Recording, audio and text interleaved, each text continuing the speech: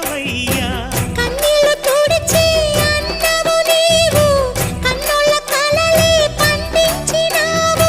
ఈ పల్లె సీమే నీ తల్లి ప్రేమై సింహరాశిలో నువ్వు పుట్టినవయ్యా. జన్మభూమికే వన్నె తెచ్చినవయ్యా. అయ్యా